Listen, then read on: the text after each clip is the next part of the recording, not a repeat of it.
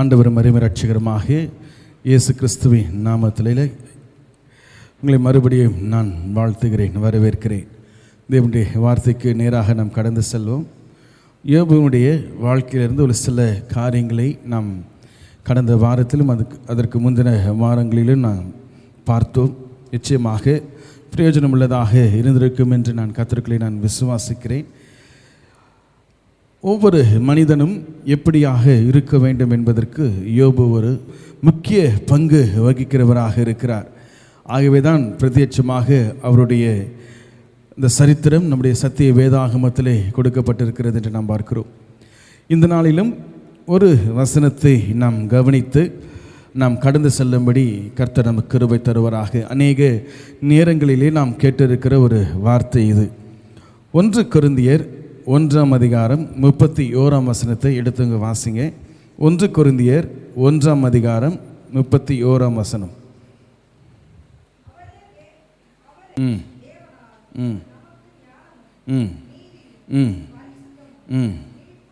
ஹல்லேலூயா. அவரே தேவனால் நமக்கு ஞானமும் நீதியும் பரிசுத்தமும் மீட்புமானார்.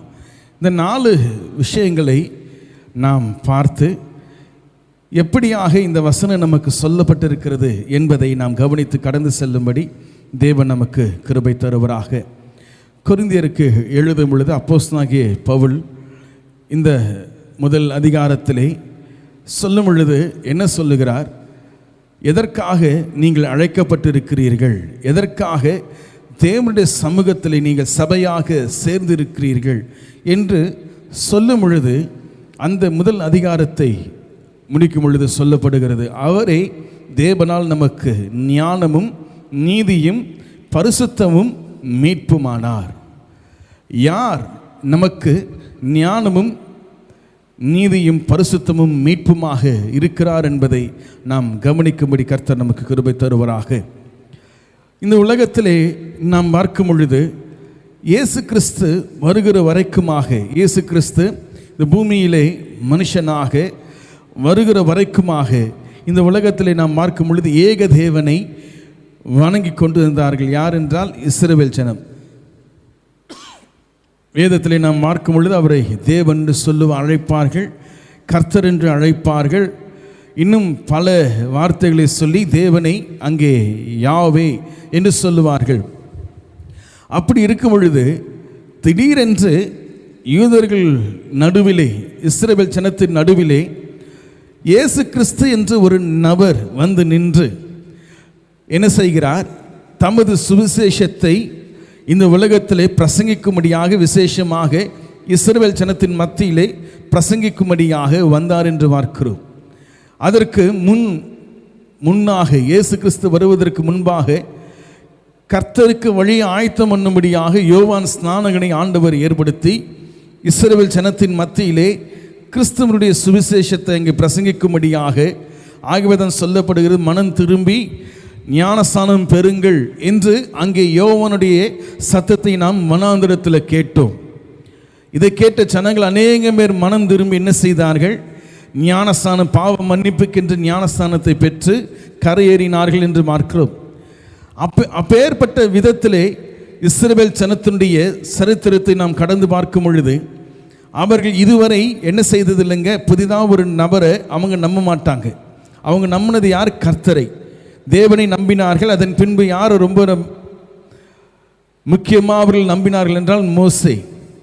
இன்னும் சொல்ல வேண்டும் என்றால் கடவுளை காட்டிலும் மோசேயை தான் இஸ்ரவேல் ஜனம் அதிகமாக நம்பினது என்று நம்பப்படுகிறது. நாம் சரித்திரத்தை நாம் பார்க்கும் பொழுது அவைகளை நாம் புரிந்து கொள்ளலாம். ஏனென்றால் தேவன் நேரடியாக பேசும் பொழுது தேவன் பேச வேண்டாம், மோசே நீர் பேசினால் போதும், எங்களுக்கு தேவன் பேசுவது பயமாக இருக்கிறது என்று இஸ்ரவேல் ஜனம் சொன்னது என்று பார்க்கிறோம்.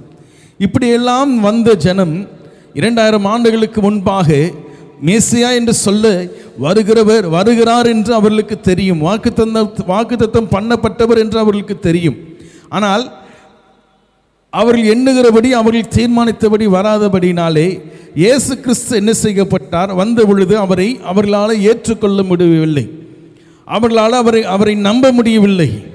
இவன் தச்சனுடைய மகன் என்று அவரை வெறுத்தார்களே அன்றி அவரை மேசியாகவாக ஏற்றுக்கொள்வதற்கு இஸ்ரவேல் ஜனத்திற்கோ கிரேக்கர்களுக்கோ அங்கே யூதர்களுக்கோ என்ன இல்லைங்க, அவர்களுக்கு எண்ணம் இல்லை என்று பார்க்கிறோம். அவர்கள் அடையாளத்தை கேட்கிறார்கள். நீர் மேசியா என்றால், நீர் தேவனுடைய குமாரன் என்றால் என்று அவர்கள் என்ன செய்கிறார், அடையாளத்தை கேட்கிறார்கள் என்று நம் வேதத்திலே நாம் வாசிக்கிறோம். கர்த்தருடைய பரிசுத்த நாமத்திற்கு ஸ்தோத்திரம் உண்டாவதாக. இவ்வண்ணமாக இருக்கும் பொழுது இஸ்ரவேலிலே, அதாவது யூத கோத்திரத்திலே வந்த நம்முடைய ஆண்டவராகிய இயேசு கிறிஸ்து எப்படிப்பட்டவராக இருக்கிறார் என்பதை, அவர் எப்படிப்பட்டவர் யார் என்பதை இஸ்ரவேல் ஜனம் மறந்து போனது, அதை மறுத்தது என்று பார்க்கிறோம்.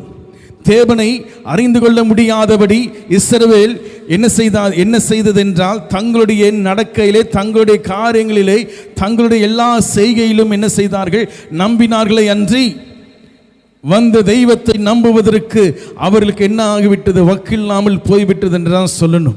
அவர்களால் முடியல. ஆகவே தான் சொல்லப்படுகிறது, பவுல் தெளிவாக கொரிந்தியருக்கு எழுதும் பொழுது சொல்லுகிறார், அவர் என்று சொல்லப்படுகிறது இயேசு கிறிஸ்துவை.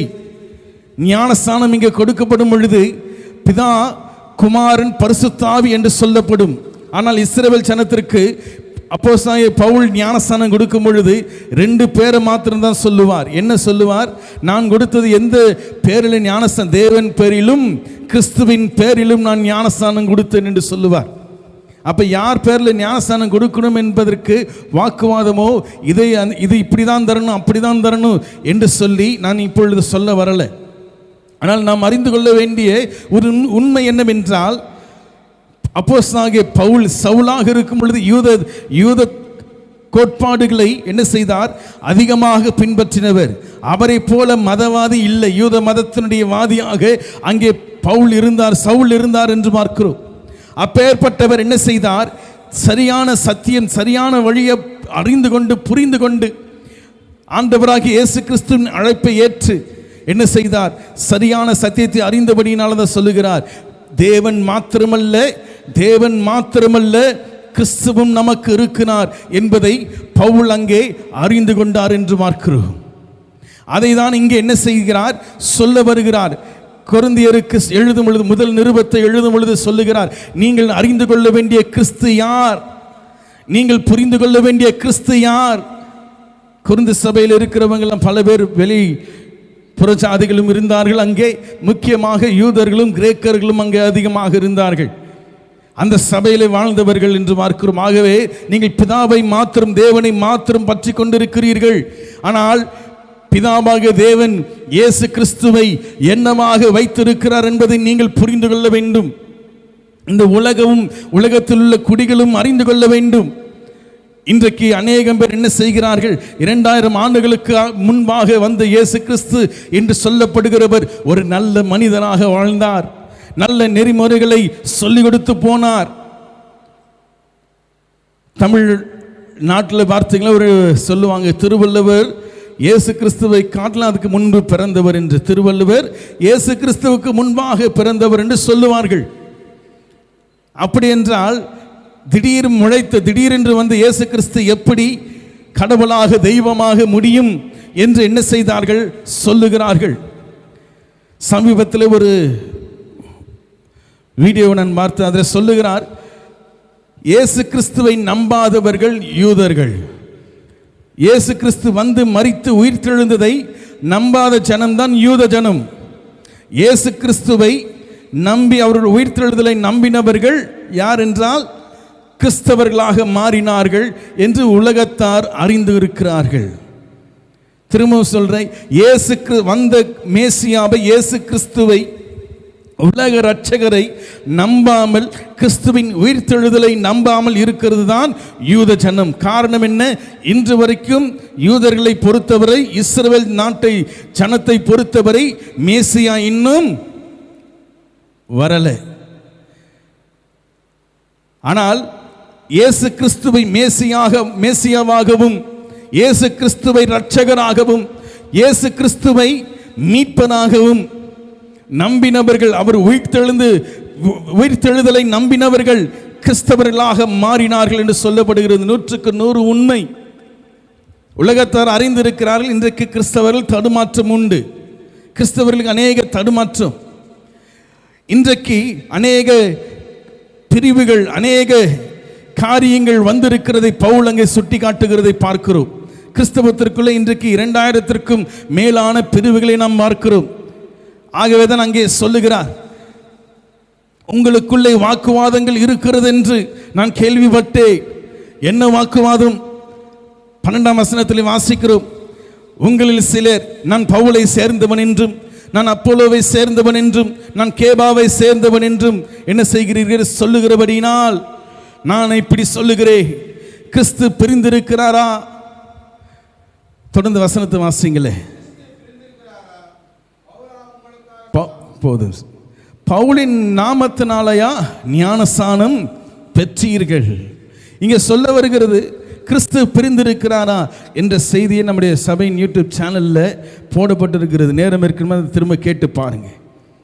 நிச்சயமாக அருமையான ஒரு பகுதி அது. என்னென்றால் இன்றைக்கு அங்கே என்ன செய்கிறால், பிரிவினை உண்டாக்கப்பட்டது. நான் பவுலை சேர்ந்தவன். இன்றைக்கு இருக்கிற saint John church, saint Peter's church, saint ஜோசஃபோடஸ் சர்ச், இன்னும் பல சென்ட் பால்ஸ் சர்ச் என்று சொல்லி இன்றைக்கு என்ன செய்கிறது, உலகமெங்கும் உலாவிக் கொண்டிருக்கிறது என்று பார்க்கிறோம்.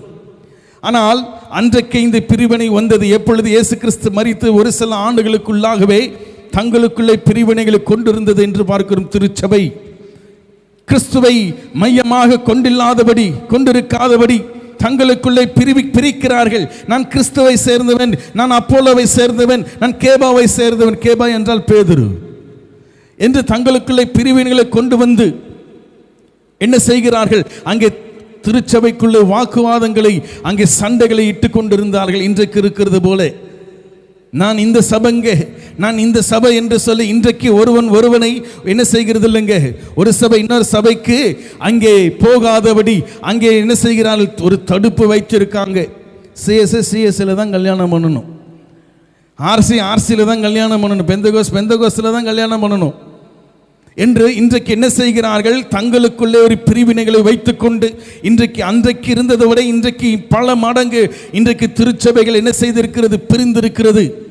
ஆகவேதான் கேள்வி கேட்கிறார், பவுலா உங்களுக்காக சிலுவையில் அறையப்பட்டான், யாருடைய நாமத்தினாலே நீங்கள் ஞானஸ்நானம் பெறுகிறீர்கள் என்று அருமையான ஒரு கேள்வி கேட்டு அந்த அதிகாரத்தை முடிக்கும் பொழுது பவுல் சொல்லுகிறார், அவரே தேவனால் நமக்கு ஞானமும் நீதியும் பரிசுத்தமும் மீட்புமானார். அல்லேலூயா.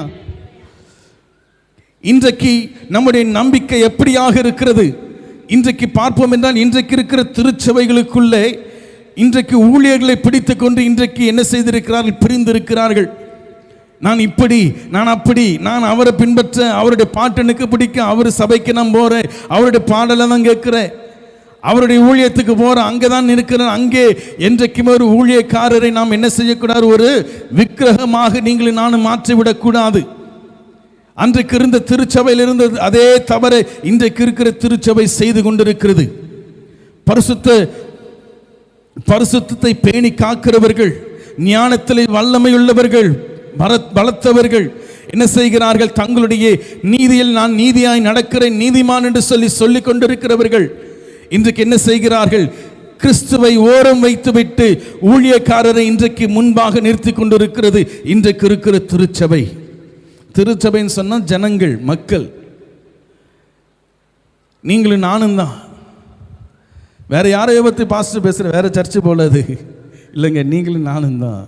இன்றைக்கு ஒருவன் ஒரு ஊழியக்காரனை முன்னாடி நிறுத்தி, ஒரு விசுவாசி ஊழியக்காரனை முன்பாக நிறுத்தி கிறிஸ்துவை ஓரம் ஒதுக்கி வைக்கிறானோ, அவன் சொல்லுங்க, இங்கே நாம் வடிக்கிறது போல, நான் இந்த ஊழியக்காரனை சேர்ந்தவன், நான் இந்த சபை டினாமினேஷனை சேர்ந்தவன் என்று சொல்லி என்ன செய்கிறார்கள், தங்களுக்குள்ளேயே என்ன செய்கிறார்கள், நடத்தி கொண்டிருக்கிறார்கள். அப்படிப்பட்ட ஒரு எண்ணத்தை கொண்டிருக்கிறார்கள்.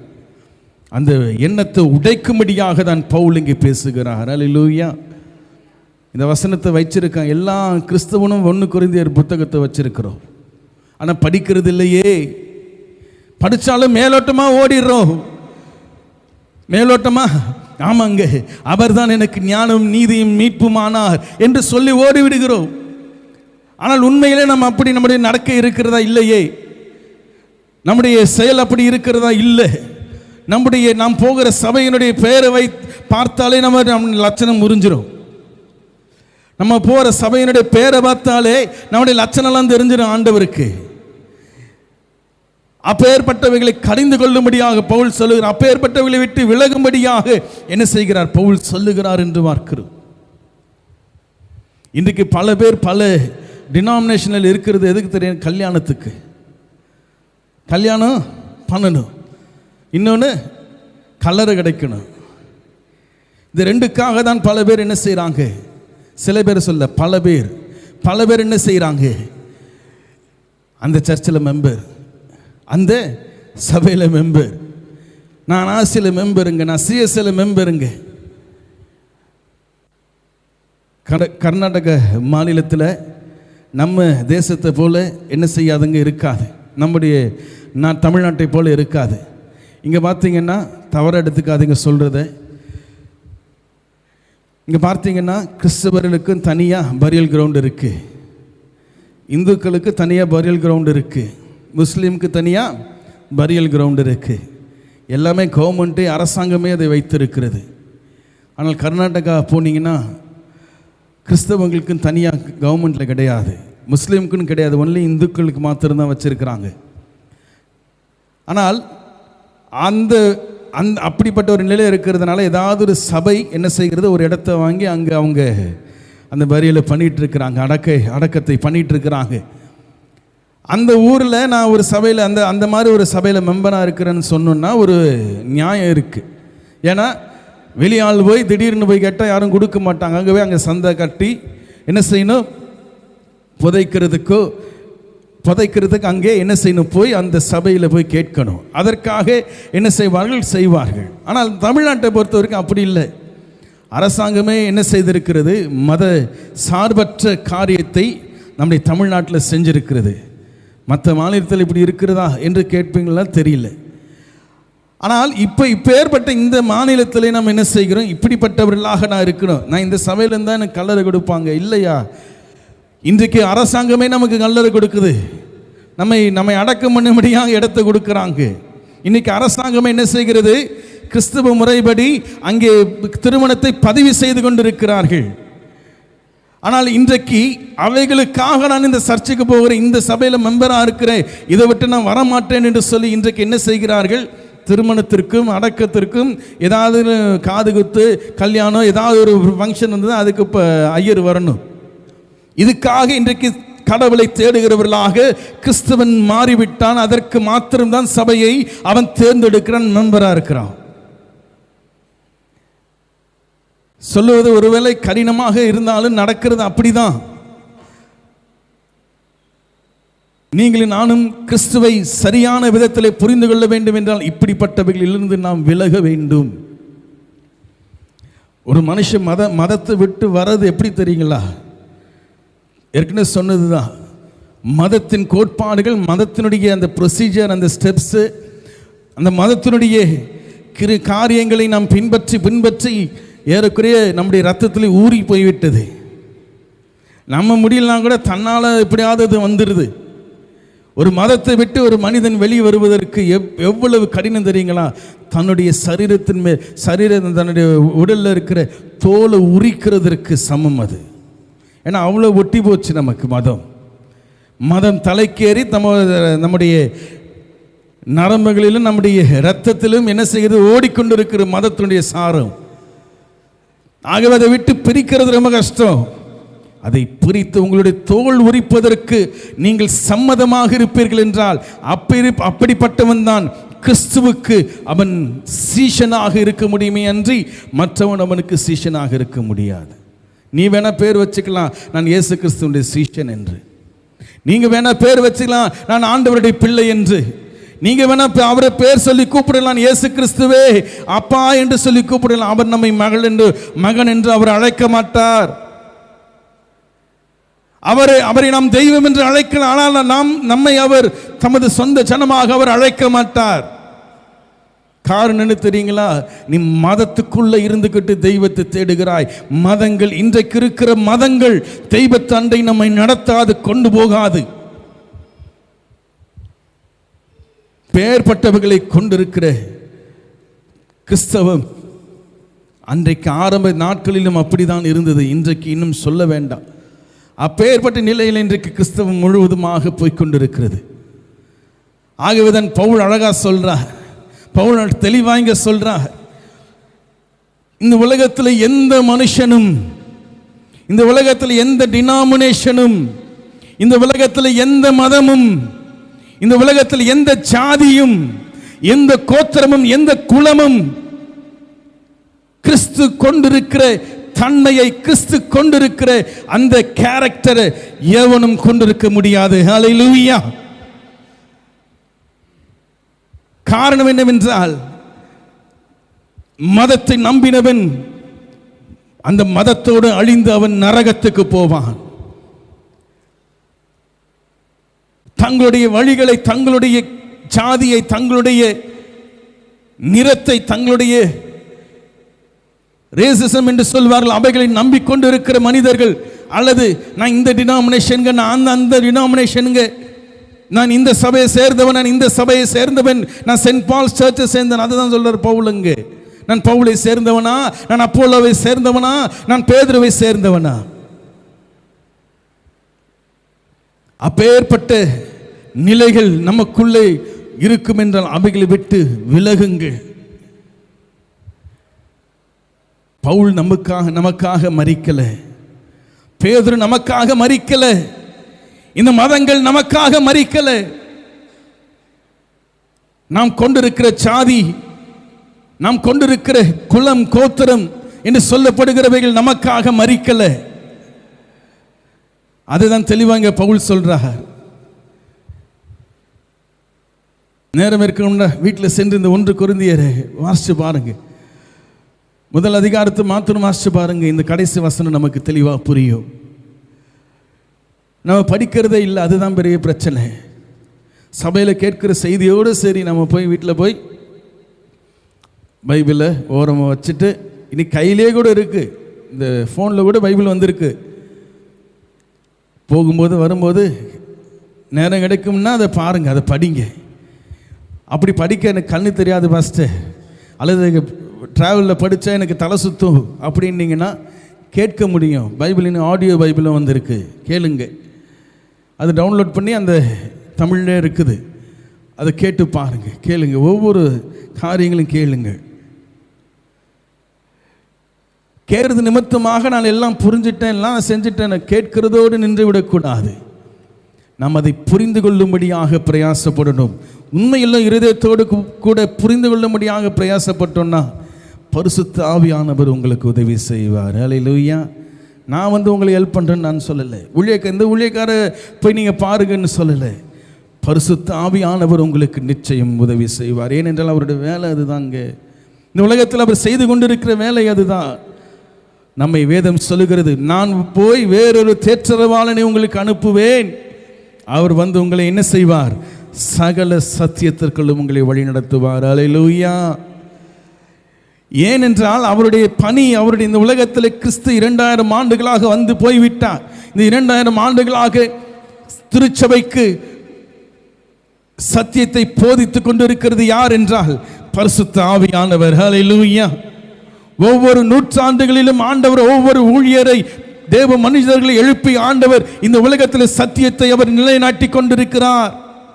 எத்தனை மதங்கள் வந்தாலும், எத்தனை கோட்பாடுகள் இந்த உலகத்திலே இருந்தாலும், கிறிஸ்தவத்திற்குள்ள இத்தனை டினாமினேஷன் இருந்தாலும், சத்தியத்தை ஒரு மனிதனும் அடக்கி வைக்க முடியாது, அதை மேற்கொள்ள முடியாது. ஹல்லேலூயா. சத்தியமே ஜெயத்தை என்று சொல்லும். சத்தியமே என்ன செய்யுமா? ஜெயம் கொள்ளும். உலகத்தில் நீங்களும் நானும் அந்த சத்தியத்தை புரிந்து கொள்வதற்கு பிரயாசப்படணும். ஆச்சரியமான விஷயம் என்ன தெரியுங்களா? வேதம் சொல்லுகிறது, 26ஆம் வசனத்திலிருந்து வாசிங்களேன். போதும். ஹல்லேலூயா. இன்றைக்கு நீங்கள் நானும் அறிந்து கொள்ள வேண்டிய மிகவும் முக்கியமான ஒரு பகுதி இது, சத்தியம் இது. அவரே தேவனால் நமக்கு ஞானமும் நீதியும் பரிசுத்தம் மீட்புமானார் சொல்லிட்டு நம்ம போயிடுவோம். உண்மை. நம்ம எத்தனையோ தடவை இந்த வசனத்தை நாம் கேட்டிருக்கிறோம். ஜெபம் பண்ணும் பொழுதும் நீரே எங்களுக்கு ஞானமும் நீதியும் மீட்புமாய் பரிசுத்தமாய் ஆண்டவர் இருக்கிறீர் என்று அநேக தடவை நம் ஜெபங்களிலும் நாம் சொல்லியிருக்கிறோம், பாடலும் கூட இருக்கலாம். ஆனால் இந்த வசனத்தில் சொல்லியிருக்கிறபடி ஞானிகளை வெட்கப்படுத்தும்படியாக ஆண்டவர் என்ன செய்தாராம்? பைத்தியமானவர்களை இந்த உலகத்தில் ஆண்டவர் தெரிந்து கொண்டார். காரணம் என்ன? இன்றைக்கு ஒவ்வொரு விஷயங்களும் இந்த உலகத்தில் நமக்கு வர வேண்டும். முக்கியமாக இந்த 4 விஷயம். ஒன்று ஞானம், இன்னொன்று நீதி, இன்னொன்று பரிசுத்தம், இன்னொன்று முக்கியமாக மீட்பு. இந்த 4 விஷயமும் ஒரு மனிதனுக்குள்ளே இருக்க வேண்டும், இருக்கணும். இந்த 4 விஷயமும், இந்த 4 காரியங்களும் நமக்குள்ளே இருக்க வேண்டும் என்றால், நாம் ஒரு டினாமினேஷனை நம்பி இருப்பேன் என்றால் இந்த 4ம் எனக்கு கிடைக்காது. அல்லது ஒரு ஊழியக்காரனை நான் நம்பி இருப்பேன் என்றால் இந்த 4 விஷயங்களும் எனக்கு இருக்காது. பவுலை நம்பி நான் போவேன் என்றால் நிச்சயமாக இந்த 4ம் எனக்கு கிடைக்காது. ஆகவே தான் சொல்லப்படுகிறது, நீங்களும் நானும் இந்த 4ம் பெற்றுக்கொள்ளக்கூடிய ஒரே வழி இயேசு கிறிஸ்து மாத்திரமே என்று இந்த அதிகாரம் நமக்கு சொல்லுகிறது. ஹல்லேலூயா. ஞானம், நீதி, பரிசுத்தம், மீட்பும் இந்த உலகத்தில் உங்களுக்கு எனக்கும் கிடைக்கக்கூடிய ஒரே வழி எது தெரியுங்களா? இயேசு கிறிஸ்து மாத்திரமே. கிறிஸ்துவை என்ன செய்தார்? தேவன் அவ்வண்ணமாக வைத்திருக்கிறார் என்று பார்க்கிறோம். ஞானிகளை வெட்கப்படுத்தும்படியாக பைத்தியமானவர்களை தெரிந்து கொண்டார் என்றால், இந்த உலகத்தில் அநேக ஞானிகள் உண்டு. இன்னைக்கு நம்ம பார்க்கிறோம், விஞ்ஞானிகளை பார்க்கிறோம். அவங்க போய் பார்த்தீங்கன்னா அவங்க என்ன சொல்றாங்க? கடவுள் இல்லைன்னு சொல்லிட்டு திரிகிறாங்க. எத்தனையோ படைப்புகளை படைக்கிறார்கள், எத்தனையோ விஷயங்களை செய்கிறார்கள். எல்லா விஞ்ஞானிகளும் அல்ல, எல்லா விஞ்ஞானிகளையும் குறித்து நான் சொல்லலை. ஆனால் சில பேர் என்ன செய்கிறாங்க? கடவுள் இல்லை என்று சொல்லி என்ன செய்கிறார்கள்? வாதிடுகிறார்கள். அது நிரூபிக்கும்படியாக போகிறார். இன்றைக்கு வரைக்கும் அது நிரூபிக்கப்படலை. காரணம் என்னவென்றால், இவர்களுடைய மனுஷனுடைய எண்ணம், மனுஷனுடைய ஞானம் எல்லாம் எப்படிப்பட்டதாக இருக்கிறது என்றால், இப்படி தான் கடவுள் இருப்பார், இப்படி தான் இருப்பார் என்று எல்லாருடைய எண்ணம். ஆனால் உண்மையை ஆராய்ந்து பார்ப்போம் என்றால், தெய்வத்தை ஒரு மனுஷனும் ஒரு காலம் கண்டதிலே பார்க்கவும் முடியாது. அவரே என்று சொல்லப்படுகிறவர், அவரே தேவனால் என்று சொல்லப்படுகிறவர் என்ன எப்படியாக இருக்கிறார்? நாம் கண்டிராதவர், நம்மால் பார்க்க முடியாது என்று சொல்லப்படுகிறது. அப்படி சொல்லிட்டு ஓடிடலாமா? கடவுளை உங்களால் பார்க்க முடியாதுங்க, அவர் ஆவியாக இருக்கிறாரு, அவர் ஆவியாக இருக்கிறார். ஆவியான தேவனுக்கு ரூபம் ஒன்றும் இல்லையே, ரூபம் இல்லை ஆகையால் சொரூபம் ஒன்றும் இல்லையே என்று பாடல் பாடிட்டு நம்ம சாக சொல்லிட்டு ஓடிடலாமா? இல்லை. தெய்வத்தை அறிந்து கொள்வது கடினம், மனிதனால் பார்க்க முடியாது. அப்பேற்பட்ட ஒரு பிளவு மனிதனுக்கும் தெய்வத்திற்கும் இடையே என்ன செய்யப்பட்டது? வந்திருக்கிறது. இது யாரால? நம்மால தான். ஆகவே நீங்களும் நானும் தேவனை நம் சொல்லப்பட்டிருக்கிற இந்த 4 விஷயங்கள் நமக்கு வருவதற்கு நம்முடைய ஞானமோ, நம்முடைய பரிசுத்தமோ, நம்முடைய நீதியோ உதவாது. ஹல்லேலூயா. நம்முடைய என்று சொல்லப்படுகிறது இந்த மனுஷனுடைய ஞானம், இந்த மனுஷனுடைய நீதி, இந்த மனுஷன் செய்து கொண்டிருக்கிற அந்த பரிசுத்தங்கள் மனுஷனை என்ன செய்யாதுங்க? தேவனுக்கு ஈடாக, தேவனுக்கு நேராக நம்மை நடத்தாது என்பதை முதலாவது நாம் புரிந்து கொள்ளணும். ஆகவேதான் சொல்லுகிறார், ஞானிகளை வெட்கப்படுத்தும்படியாக என்றால், நீதியுள்ளவனை வெட்கப்படுத்தும்படி, நீதிமான் என்று சொல்லுகிறவனை வெட்கப்படுத்தும்படியாக ஆண்டவர் என்ன செய்கிறார்? இந்த உலகத்திலே பைத்தியமானவைகளையும் இழிவானவைகளையும் ஆண்டவர் தெரிந்து கொண்டு அவர்கள் மூலமாக தேவன் ஆண்டவராக இயேசு கிறிஸ்துவை உயர்த்தி கொண்டிருக்கிறார். ஹல்லேலூயா. ஒரு வகையில் இது பார்க்கும் பொழுது ஆண்டவர் ஏதோ பயங்கரமாக செய்கிறது போல, மனுஷனை கீழே தள்ளணும் என்று செய்கிறது போல நமக்கு தோணும். ஆனால் உண்மையை பார்த்தீங்கன்னா இல்லை, அது இல்லைங்க. இன்றைக்கு மனிதன் தான் தெய்வத்தை கீழே தள்ளிட்டு இருக்கிறான், இழிவாய் பார்த்துட்டு இருக்கிறான். மனுஷன் தான் இன்றைக்கு தெய்வத்தை என்ன செய்கிறான்?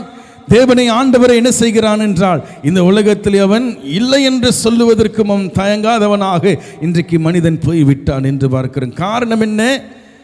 இந்த உலகத்தில் நடக்கிற சம்பவங்கள் அப்படிப்பட்டவைகளாக இருக்கிறது.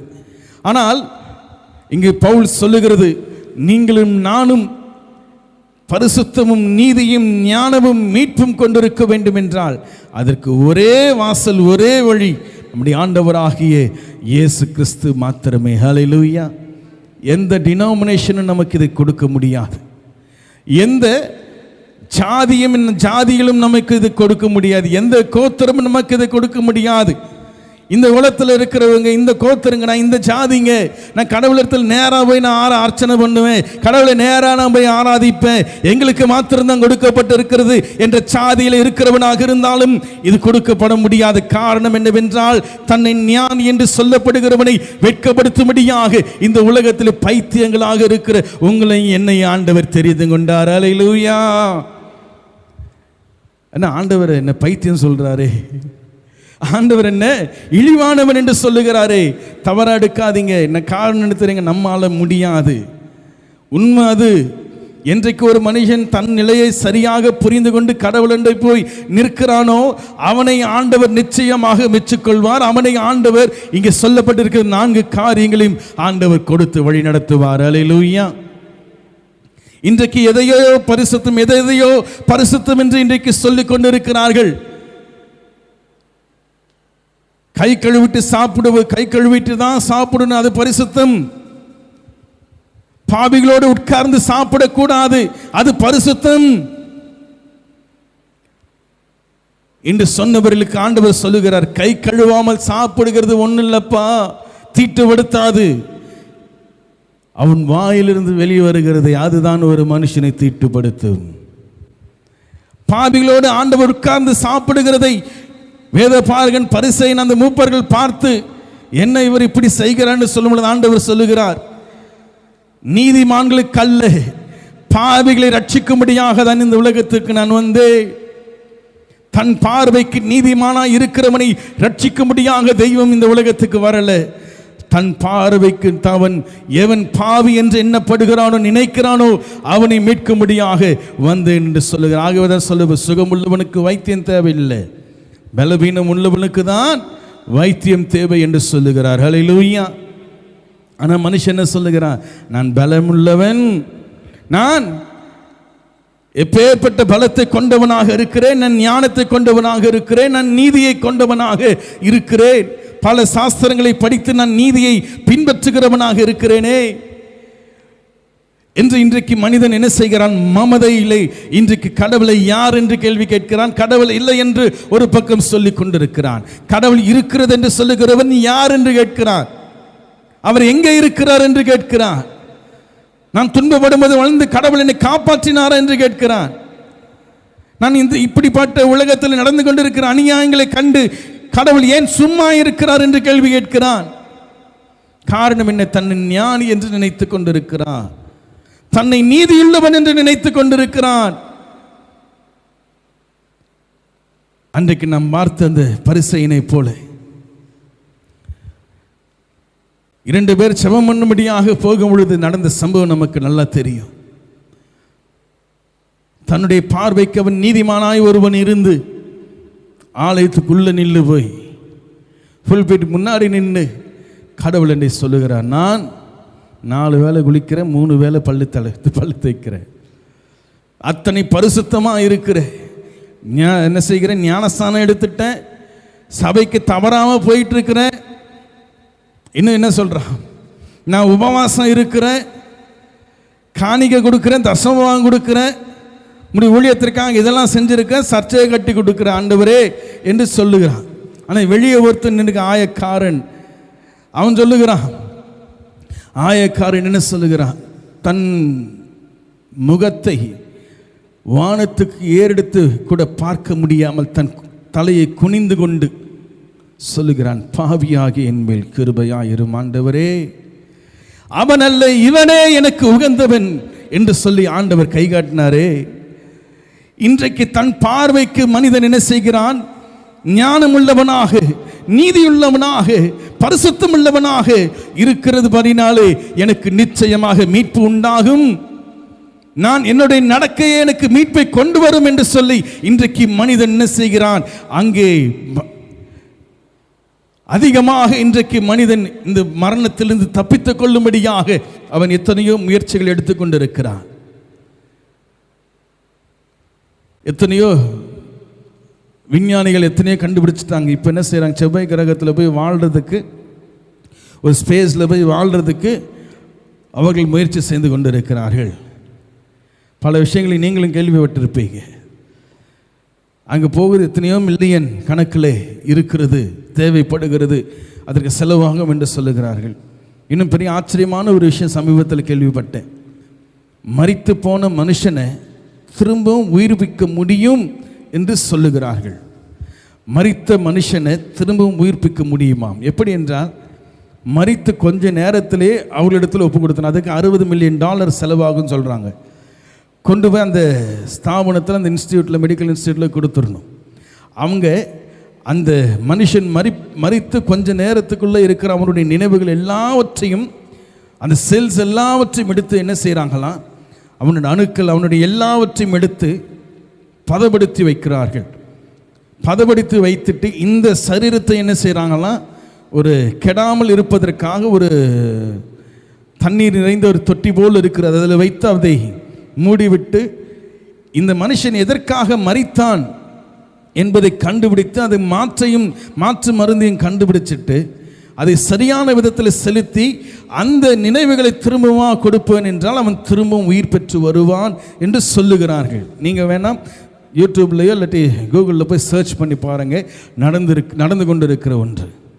அதற்கு $60 மில்லியன் செலவாகும் என்று சொல்லுகிறார்கள். அதாவது, என்னை நானே காப்பாற்றிக் கொள்வேன், நீ எதற்கு என்று தெய்வத்தை மனிதன் கேள்வி கேட்டுக்கொண்டிருக்கிறான். இதே தவறை தான் யார் செய்தாங்க? எகிப்திலே வாழ்ந்தவர்கள், எகிப்தியர்கள் என்ன எப்படியாக ஞானவான்கள் என்று சொல்லப்படுகிறது. அவங்க எப்படியாவது தன்னுடைய மரணத்தை தள்ளி போடணும், பல ஆண்டுகள் நான் உயிரோடு இருக்கணும் என்று எத்தனையோ முயற்சி செஞ்சாங்க. தோல்வி ஆனதுனாலே, சரி நான் செத்த பிறகு என்னுடைய சரீரமாவது கொஞ்ச நாள் இருக்கட்டும், பல வருடங்கள் இருக்கட்டும் என்று சொல்லி என்ன செய்தார்கள்? மம்மி என்று சொல்லப்படுகிற அந்த காரியத்தை கண்டுபிடித்தது எகிப்தியர்கள் என்று பார்க்கிறோம். நம்ம என்னதான் முயற்சி செஞ்சாலும், வானத்துக்கு ஏறும்படியாக நாம் கூட்டை கட்டும்படியாக போனாலும், கடவுளை பொறுத்தவரை நீங்களும் நானும் மனுஷர்கள், அப்படிப்பட்ட நினைவுகளை கொண்டிருக்கிறவர்கள் பைத்தியமானவர்கள் என்று பார்க்கிறோம். ஹல்லேலூயா. இது நடக்கிற உண்மை. இது மனுஷன் எத்தனையோ நினைக்கிறான், இதை செஞ்சிடலாம், அதை பண்ணிடலான்னு. வேதம் சொல்லுகிறது, தேவன் ஒருவரை நியமித்திருக்கிறார், இந்த மீட்பை கொடுக்கும்படியாக ஒருவரை நியமித்திருக்கிறார், இந்த ஞானத்தை கொடுக்கும்படியாக ஒருத்தரை நியமித்திருக்கிறார், இந்த பரிசுத்தத்தையும் நீதியும் கொடுக்கும்படியாக ஒருத்தரை நியமித்திருக்கிறார். அவரை அன்றி இந்த உலகத்திலே மனுஷனால எந்த விதமான காரியத்தினாலும் அவன் மீட்பை பெற முடியாது. ஹல்லேலூயா. இது நீங்களும் நானும் ஆழமாக கொண்டிருக்கணும். ஊழியக்காரனாக இருந்தாலும் சரி, உங்களை பெற்றவர்களாக இருந்தாலும் சரி, உங்கள் பிள்ளைகளாக இருந்தாலும் சரி, இவரால் நமக்கு மீட்பு உண்டாகாது, இவராலே நமக்கு என்ன செய்யாதுங்க, ரட்சிப்பு உண்டாக்கப்படாது. ரட்சிக்கப்படுவதற்கும் நமக்கு மீட்பை கொடுப்பதற்கும் இந்த உலகத்தில் தகுதி உள்ளவர், தகுதி பெற்றிருக்கிறவர், உயர்ந்தவர் இயேசு கிறிஸ்து என்பவர் மாத்திரமே. ஹல்லேலூயா. நம்முடைய நம்பிக்கை எப்படி நாம் வைத்திருக்கிறோம்? இவங்க நம்மளை காப்பாற்றிடுவாங்க, மாம்சத்தில் காப்பாற்றலாங்க, இந்த மாம்சத்து ரீதியாக நமக்கு பணத்தை கொடுத்து நம்மளை என்ன செய்யலாம், நம்மளை சப்போர்ட் பண்ணலாம், இதை செய்த அந்த ஆலோசனை கொடுக்கலாம். ஆனால் இந்த உலகத்தில் நமக்கு மீட்பு என்று ஒன்று தேவை. மனுஷன் தவித்து கொண்டிருக்கிறது எதற்கு? ஜீவனுக்காக மனுஷன் தவித்து கொண்டிருக்கிறான். இந்த சரீரத்தை விட்டு நான் எப்பொழுது கடந்து போவேன் என்று மனிதன் என்ன செய்கிறான்? அங்கலாய்த்து கொண்டிருக்கிறான். ஆனால் நீங்களும் நானும் பார்க்க வேண்டிய, அறிந்து கொள்ள வேண்டிய ஒன்று, இந்த உலகத்தில் எந்த டினாமினேஷனும், எந்த மதங்களும், எந்த சாதியும், எந்த கோத்திரங்களும், எந்த குலமும், எந்த ஊழியனும், எந்த மனுஷனும், இன்னும் என்னென்னலாம் இருக்கோ எல்லாம் போடுங்க, எந்த தேசமும் எந்த இடமும் மனுஷனுக்கு மீட்பை கொண்டு வராது. எந்த நதியும் மனுஷனுக்கு மீட்பை கொண்டு வராது. மனுஷனுக்கு மீட்பை கொண்டு வரக்கூடிய ஒரு நபர், ஒரு ஆள், ஒரு மனுஷர் இருக்கிறார் என்றால் அது ஆண்டவராகிய இயேசு கிறிஸ்து என்பவர் மாத்திரமே. இதை நம்புகிறது தான் விசுவாசம். இதுதான் விசுவாசம். நான் ஆண்டவரை நம்புறேன், ஆண்டவரை நம்புறேன், ஆண்டவரை நம்புறேன். எதுக்கு நம்புறீங்க? நாளைக்கு இந்த பணம் வேணும், இந்த தேவைப்படுது, அதுக்காக. ஆனால் ஆண்டவரை நம்புறேன், ஆண்டவரை சோத்திரம் சோத்திரம் சோத்திரம் சோத்திரம் சோத்திரம். எதுக்கு?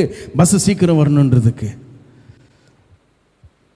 விளையாட்டாக சில விஷயங்களை பண்ணுறோம், நடக்கும். சில நேரம் நடக்கும் பொழுது அப்பா சந்தோஷமாக இருக்கும். நடக்காத போது என்ன ஆண்டவரை இன்னைக்கு விட்டுட்டீரே, கை விட்டுட்டீரே ஆண்டவர். எதுக்கு? பஸ் லேட்டாக வந்ததுக்கு. இன்றைக்கு தெய்வத்தினிடத்தில் தெய்வத்தினுடைய காரியங்களை நம்ம என்ன செய்கிறோம்? அற்பமாய் எண்ணிக்கொண்டிருக்கிறோம். சமயத்தில் கூட ஒரு வீடியோவில் வார்த்தை, ஒரு சகோதரி பேசுனது, ஆண்டவரே நான் பேங்க்குக்கு போகிறேன், என் கூட வாங்க. ஆண்டவரே நான் இந்த இடத்துக்கு போகிறேன், என் கூட வாங்க. தவறல்ல, அவர் கூட எப்பொழுது நம்மோடு கூட இருக்கிறார். ஆனால் அதற்காக மாத்திரம் இன்றைக்கு உலகம் அவரை தேடிக்கொண்டிருக்கிறது. அதற்காக மாத்திரம்தான் இன்றைக்கு இந்த உலகம் தேடிக்கொண்டிருக்கிறது. அதாவது தெளிவாக சொல்லணும்னா, இந்த சரீரத்தின் தேவைகளுக்காக மாத்திரம்தான் கடவுளை தேடுகிறோமே அன்றி நமக்கு மீட்பையும், நமக்கு பரிசுத்தத்தையும், நமக்கு நீதியும், நமக்கு ஞானத்தையும் கொடுக்கக்கூடியவைகளுக்காக இன்றைக்கு எந்த மனுஷன் கடவுளை தேடுறான் சொல்லுங்க? யார் இப்படிப்பட்டவைகளுக்காக, இப்படிப்பட்ட விஷயத்திற்காக கடவுளை தேடி வருகிறோம்? சர்ச்சுக்கு போனோம், அவ்வளோதான். பாசு திட்டுவார், என்ன செய்கிறோம்? போகிறோம். நேரத்துக்கு போகலைன்னா பாஸ்டர் ஏதாவது சொல்லுவார், அதற்காக போகிறோம். அல்லது வாரம் வாரம் எங்கள் அம்மா சொல்லியிருக்காங்க போயாகணும், அதற்காக நான் போகணும். போய் உட்காந்து ஓரத்தில் நின்று கொரட்டை அடிச்சுட்டு வந்தால் போதும். பாஸ்டர் கொண்டு திறந்து பார்த்துட்டாரு, பார்த்துட்டாரு, அப்பா ப்ரெசன்ட். இம்மைக்காக மாத்திரம் ஒரு மனிதன் தெய்வத்தை தேடுகிறவனாக இருப்பான் என்றால், நான் சொல்லலை, வேதம் சொல்லுகிறது, எல்லோரை காட்டிலும் மிகவும் பரிதபிக்கப்படத்தக்க நிலையில் அவன் இருப்பான். இம்மைக்காக, இந்த வாழ்க்கைக்காக மாத்திரம் தெய்வத்தை தேடுகிறவர்களாக நாம் இருக்கக்கூடாது. இம்மைக்காக தேடணும், கேட்கணும், ஜெபம் பண்ணணும். ஆண்டவர் இவைகள் இருக்கிறது, இப்படி இருக்கிறது. நான் அதுக்காகவே நம்முடைய வாழ்க்கை 80 வருஷத்தை கழிச்சிடுறோம். அப்படி சொல்லி சொல்லியே நம்மளை வளர்த்துடுறாங்க. அப்படி என்றால் நமக்கு மீட்பு எப்படி உண்டாகும்? அப்படி என்றால் நமக்கு மீட்பு எப்பங்க வரும்? எப்படி வருங்க? நமக்கு மீட்பு வர வேண்டும் என்றால் நாம் தெய்வத்தை, இயேசு கிறிஸ்துவை அன்றி இந்த உலகத்திலே எதுவும், எந்த மனுஷனும், எந்த பொருளும் நமக்கு கொடுக்காது என்கிறதை நாம் என்ன செய்யணும்? ஆணித்தரமாக நம்முடைய இருதயத்தில் கொண்டு இருக்கணும். தூக்கத்தில் எழுப்பி கேட்டாலும் இந்த வசனத்தை சொல்லணும். அவரே தேவனால் நமக்கு ஞானமும் நீதியும் பரிசுத்தமும் மீட்புமானார். ஞானிகளை வெட்கப்படுத்தும்படியாக ஆண்டவர் என்ன செய்தார்? இந்த உலகத்தில் நமக்கு என்ன செய்திருக்கிறார்? இழிவானவைகளை, பைத்தியமானவைகளை தெரிந்து கொண்டிருக்கிறார். காரணம் என்ன? நம்மால முடியாது, நமக்கு ஒருவர் இருக்கிறார். ஹல்லேலூயா. நம்மால எது முடியாது என்று சொல்லக்கூடியவர்களை ஆண்டவர் தேடிக்கொண்டிருக்கிறார். என்னால் ஒன்றும் முடியாத ஆண்டவரே, பாடல்ல மாத்திரம் இல்லைங்க, நம்முடைய செயலிலும் அப்படிப்பட்டவர்களாக இருக்கு. இதை ஞானவானை போய் கேளுங்க, என்னால் எல்லாம் முடியும் சொல்லுவான். நீ செத்தா கூட உன்னை உயிரோடு கொண்டு வருவேன் என்று சொல்லுகிறார்கள். இன்றைக்கு இந்த பூமி இல்லைனா என்ன, நாம் செவ்வாய் கிரகத்தில் வாழா என்று இன்றைக்கு என்ன செய்கிறார்கள்? ஞானிகள் என்ன செய்து கொண்டிருக்கிறார்கள்? பிரயத்தனத்தை பண்ணிட்டு இருக்காங்க, அந்த முயற்சி செய்து கொண்டிருக்கிறாங்க. ஒரு மனிதன் தெய்வத்தை தேடுவதற்கு அவன் உண்மையுள்ளவனாக தேவனை தேடுவான் என்றால் அவன் ஆல்டர்னேட்டை தேட மாட்டான். அவன் நமக்கு இருக்கிற ஒரே வழி இயேசு கிறிஸ்து மாத்திரமே. ஆல்டர்னேட் இல்லவே இல்லைங்க இந்த உலகத்தில். எந்த ஸ்தாபனமோ, எந்த மெடிக்கல் சயின்டிஸ்டோ யாரோ நம்மை இந்த உலகத்தில், இந்த மரணத்திலிருந்து நமக்கு ஜீவனை கொடுக்கக்கூடியது வேறு யாராலும் முடியாது. வேறு கிரகத்துக்கு போயிட்டு நம்ம தப்பிச்சிருவோமா? இல்லையே, அங்கேயும் மரணத்தை தானே காண்போம். மரணத்துக்கு தப்பித்தவன் ஒருவனும் இல்லை என்று வேதம் சொல்லுகிறது. ஆனால் மரணம் அடைந்தாலும் நம்மை ஜீவனுள்ளவர்களாக நம்மை மாற்றுவது யார்? நம்முடைய ஆண்டவராகிய இயேசு கிறிஸ்து. ஹல்லேலூயா. கர்த்தருடைய பரிசுத்த நாமத்திற்கு ஸ்தோத்திரம் உண்டாவதாக. அதனால்தான் வேத பாரகன் பரிசேயர் அப்படிப்பட்டவர்களை ஆண்டவர் தேடி போகாம மீன் பிடிக்கிற பேதுருவை ஆண்டவர் தேடி போனார். ஹல்லேலூயா. மத்தேயு டாக்ஸ் கலெக்ட் பண்ணி கொண்டிருந்த டாக்ஸ் கலெக்டராக இருந்த அந்த மத்தேயு ஆண்டவர் தேடி போனார். ஹல்லேலூயா. அப்படி என்றால் அப்பேற்பட்ட நிலைகள் தங்களுடைய இருதயத்தில் தெய்வத்தை எப்படி கொண்டிருக்கிறார்கள் என்பதை தெய்வம் அங்கே பார்த்து கொண்டிருக்கிறார். வேதத்தை படித்தவனை ஆண்டவர் தேடல, மீன் பிடிக்கிறவனை ஆண்டவர் தேடி போனார். காரணம் என்ன? ஞானிகளை வெட்கப்படுத்தும்படியாக பைத்தியமானவர்களை, இழிவானவர்களை இந்த உலகத்தில் ஆண்டவர் தெரிந்து கொண்டிருக்கிறார். ஹல்லேலூயா. கடவுள் நம்மை பைத்தியம் என்று நினைத்த போதுங்க. கடவுள் நம்மை இவன் பைத்தியக்காரன் என்று நினைத்தா போதும். அப்படின்னு என்ன அர்த்தம்? என்னால் ஒன்றும் முடியாது ஆண்டவரே, உம்மாலே தான் எல்லாம் ஆகும். ஹல்லேலூயா. என்னால் எல்லாம் முடியும் என்று சொல்லுகிறவன் ஞானி. என்னால் ஒன்றும் முடியாது, இயேசு கிறிஸ்துவால தான் எல்லாம் ஆகும் என்று சொல்லப்படுகிறது. யார் என்றால் அவன் பைத்தியக்காரனாக இருக்கிறான். இந்த உலகத்தில் நம்மை அப்படி தான் பார்க்கும். நீ என்ன பைத்தியக்காரம்மா, நீ பைத்தியக்காரி மாதிரி பேசுகிற, நீ இப்படிலாம் பண்ணாது. எத்தனையோ பேர் சர்ச்சுக்கு போகிறாங்க, எத்தனையோ பேர் கடவுளை தேடுறோம், நீ மாத்திரம் என்ன புதுசாக தேடுறியா என்று நம்மை சொல்லுவாங்க. அவங்க என்ன சொன்னாலும் பரவாயில்ல, கடவுளை தேடி வாருங்கள், கடவுளை புரிந்து கொள்ளும்படியாக பிரயாசப்படுங்கள். அதுதான் நமக்கு ஜீவன். தெய்வத்தை தேடும்படியாக நாம் முயற்சி செய்கிறவர்களாக இருக்கணும். வாரத்துக்கு ஒரு நாள் மாத்திரமல்ல, ஒவ்வொரு நாளும் நாம் எங்கே பிரயாணம் பண்ணாலும், வந்தாலும், இருந்தாலும், போனாலும் நம்முடைய சிந்தனையிலே தெய்வத்தை எப்படி நாம் தேடுவது, எப்படி அறிந்து கொள்வது என்கிற சிந்தனையோடு கூட இருப்போம் என்றால் பரிசுத்த ஆவியானவர் உங்களுக்கு எனக்கு ஆண்டவர் உதவி செய்வார். ஹல்லேலூயா. கர்த்தருடைய பரிசுத்த நாமத்திற்கு ஸ்தோத்திரம் உண்டாவதாக. ஆகவே தான் சொல்லுகிறார், அவரே தேவனால் நமக்கு உலகத்தின் ஞானம் அல்ல, நீதி உலகத்தின் கொடுக்கப்படுகிற நீதி அல்ல, பரிசுத்தம் என்று சொல்லப்படுகிறது இந்த உலகத்தில் கடைபிடித்துக் கொண்டிருக்கிற பரிசுத்தம் அல்ல. மீட்பும் இந்த உலகத்தில் நினைக்கிறது போல அப்படிப்பட்ட மீட்பல்ல. நீங்கள் நானும் கொண்டிருக்கிறது கிறிஸ்துவே நமது ஞானம், கிறிஸ்துவே நமது நீதி, கிறிஸ்துவே நமது பரிசுத்தம், கிறிஸ்துவே நமக்கு மீட்பு. ஹல்லேலூயா. இந்த உறுதி உங்களுக்குள்ளே நமக்கு எனக்குள்ளே இருக்கணும். உங்களுக்குள்ள எனக்குள்ள அந்த அப்படிப்பட்ட ஒரு உறுதி தான் நமக்குள்ளே இருக்கணும். அது இல்லாததுனால தான் இன்னைக்கு பெரிய பிரச்சனை. நான் ஞானி, நான் நீதிமான், நான் பரிசுத்தவான் என்று சொல்லி இன்றைக்கு மனுஷன் என்ன செய்கிறான்? இல்லாத ஆட்டத்தை போட்டு கொண்டு இருக்கிறான். நான் தேவனுடைய பிள்ளை, நான் என்ன வேணா செய்வேன். நான் ஆண்டவருடைய பிள்ளை, நான் என்ன வேணா செய்வேன். நான் ஆண்டவருடைய பிள்ளையாக இருக்கிறதுனால நான் எப்படி வேணா நான் என்ன செய்வேன், என் ஜீவியத்தை நான் வைத்துக் கொள்வேன் என்று சொல்லி இன்றைக்கு இருக்கிற ஊழியர்கள் என்ன செய்கிறார்கள்? நடத்தி கொண்டிருக்கிறார்கள். ஆனால் உங்களுக்கு எனக்கு தேவன் தான் ஞானமாக இருக்கிறார். இயேசு கிறிஸ்து தான் ஞானமாக இருக்கிறார். கிறிஸ்துவை நம்முடைய பிதாவாகிய தேவன் அதற்காக தான் இந்த உலகத்தில் ஏற்படுத்தினார். ஹல்லேலூயா. கர்த்தருடைய பரிசுத்த நாமத்திற்கு ஸ்தோத்திரம் உண்டாவதாக. இனி இந்த வசனத்தை படிக்கும் பொழுதெல்லாம் அவரே தேவனால் நமக்கு ஞானமும் நீதியும் பரிசுத்தமும் மீட்புமானார். இவைகளெல்லாம் இந்த உலகத்தில் நாம் கொண்டிருக்கிறவைகள் தான். இந்த உலகத்திலே எத்தனையோ விஷயங்களை நாம் பேணி காக்கும்படியாக, நீதியாய் வாழும்படியாக, பரிசுத்தமாய் இருக்கும்படியாக நாம் என்ன செய்கிறோம்? நம்முடைய பிரயாசத்தை பட்டு கொண்டிருக்கிறோம். அவைகள் நிமித்தமாக நான் மீட்பை பெற்று விடுவேன் என்று பல பேர் சொன்னாலும், இது வாங்கி செங்கலை வாங்கி வைங்க, ஆண்டவர் உங்களுக்கு பரலோகத்தில் இடம் கொடுப்பாரு. என்ன செய்கிறாங்க? சமீபத்தில் கேள்விப்பட்டேன், அது உண்மையான்னு தெரியல, பரலோகத்தில் இடம் விற்கிறாங்களாம். அதாவது ஒரு ஸ்கொயர் ஃபீட்டு இத்தனை இடம்னு சொல்லிட்டு விற்றுட்ருக்குறாங்க. இப்போயே இங்கே வாங்கி வைக்கிறாங்க. பாஸ்டர்ஸ்லாம் வாங்கி அவங்கவுங்களுக்கு பேரில் எழுதி இது பத்திரம் பதிவு பண்ணுறாங்களாம். பரலோகத்தில் இடம் வைத்து கொண்டிருக்கிறாங்க. 1000 ஸ்கொயர் ஃபீட்டு இவ்வளோ ரூபா, ஒரு ஸ்கொயர் ஃபீட் $120 என்று நினைக்கிறேன். இப்போ ஏற்பட்டவைகள் நடந்து கொண்டிருக்கிறது. மனுஷனுடைய ஞானம், மனுஷனுடைய நீதி, மனுஷனுடைய பரிசுத்தம் நமக்கு மீட்பை உண்டு பண்ணாது. கிறிஸ்துவே நமது ஞானம், கிறிஸ்துவே நமது நீதி, கிறிஸ்துவே நமது பரிசுத்தம் என்று சொல்லும் பொழுது மீட்பை தெய்வம் நமக்கு தன்னாலே கொண்டு வருவார். ஹல்லேலூயா. நாம் சும்மா இருப்போம், அவர் நமக்காக செயல்படுவார். ஹல்லேலூயா. எழுந்து நிற்போம், ஆண்டவருக்கு நாம் நன்றி செலுத்துவோம்.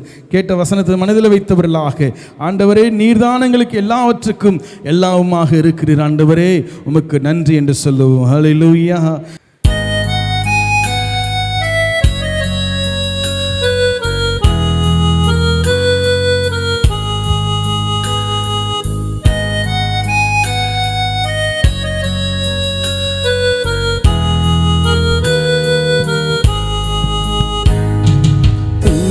துதிப்பேன் துதிப்பேன் தேவனை, துதிகள் மத்தியில் வசிப்போரை.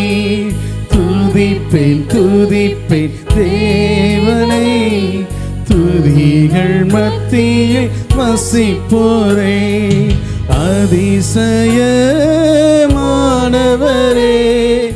அதிலும் மேலானவரே, அதிசயமானவரே, அதிலும் மேலானவரே.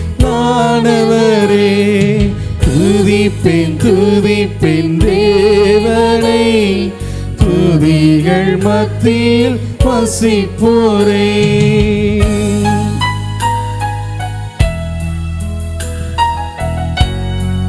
இன்றைய தினம் வரை காத்தீரே. பாரு,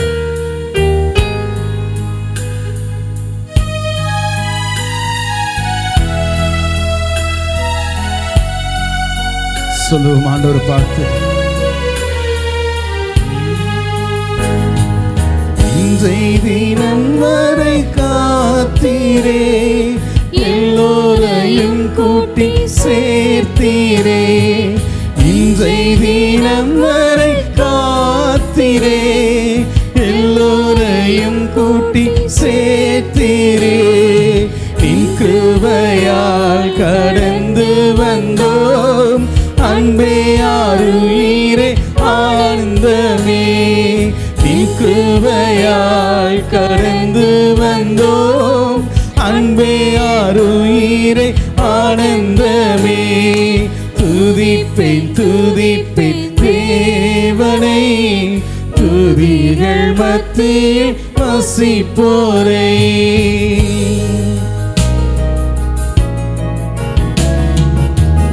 ஆனந்தமே பரமானந்தமே. பாடு,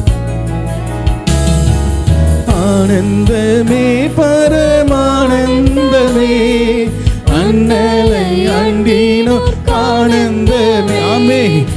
ஆனந்தமே பரமானந்தமே, அண்ணலை அண்டினோர் ஆனந்தமே. அல்லேலூயா உமக்கு அல்லேலூயா, எல்லா நாளும் உமக்கு அல்லேலூயா. அல்லேலூயா அல்லேலூயா, எல்லா நாளும் உமக்கு அல்லேலூயா. சொல்லுமா, துதிப்பேன் துதிப்பேன் தேவனை, துதிகள் மத்தியில் வசிப்போரை.